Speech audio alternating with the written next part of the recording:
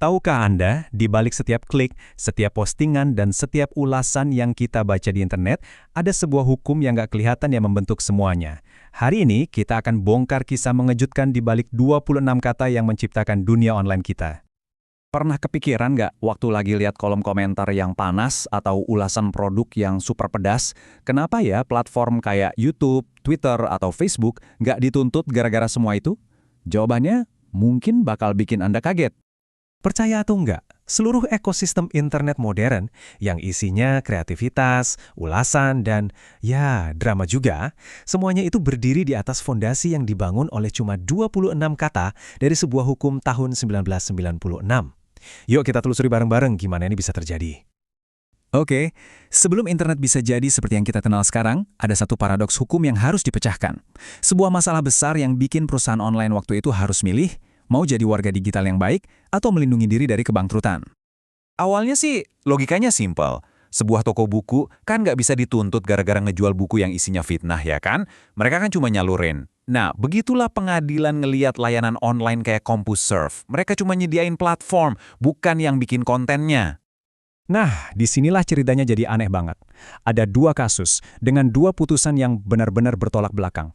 CompuServe yang cuek aja dan gak nyentuh konten apapun malah dianggap aman. Tapi Prodigy yang justru berusaha jadi polisi yang baik dengan nyaring konten-konten jelek, malah dihukum. Pengadilan nganggap mereka udah kayak penerbit, kayak koran, dan jadi bertanggung jawab atas semuanya. Jadi coba bayangin dilema ini. Kalau Anda coba bersih-bersih platform Anda justru ngundang tuntutan hukum. Hukum seolah-olah bilang, mending gak usah ngapa-ngapain deh.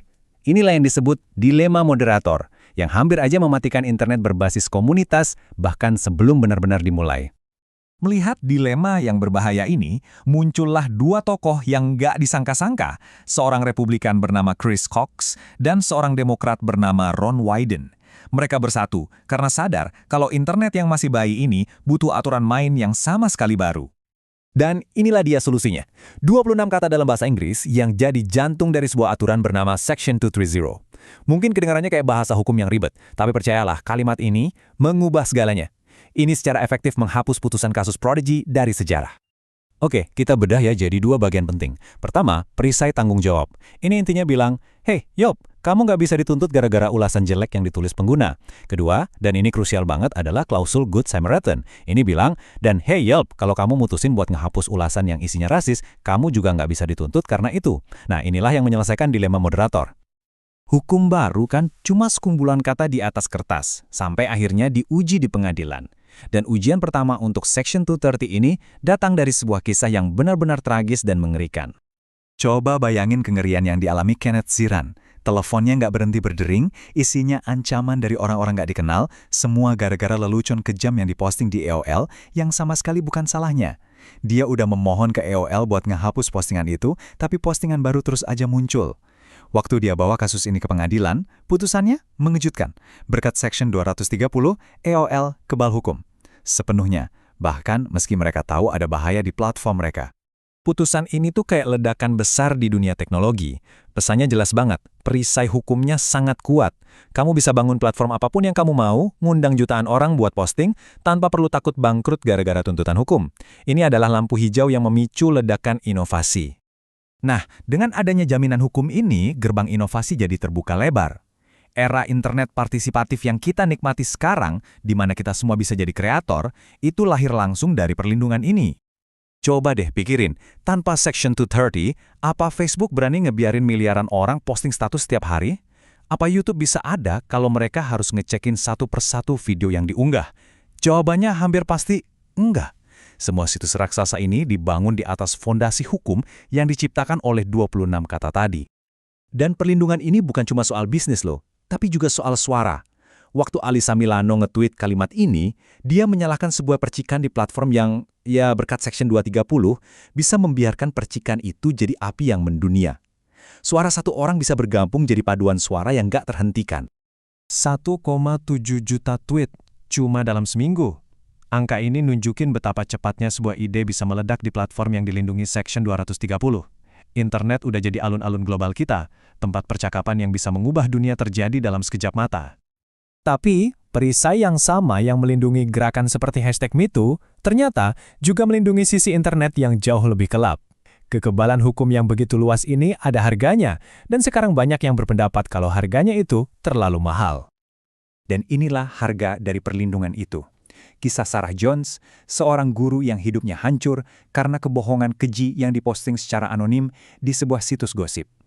Postingan itu palsu, tapi kerusakannya sangat nyata dan menyebar dengan cepat di platform tersebut.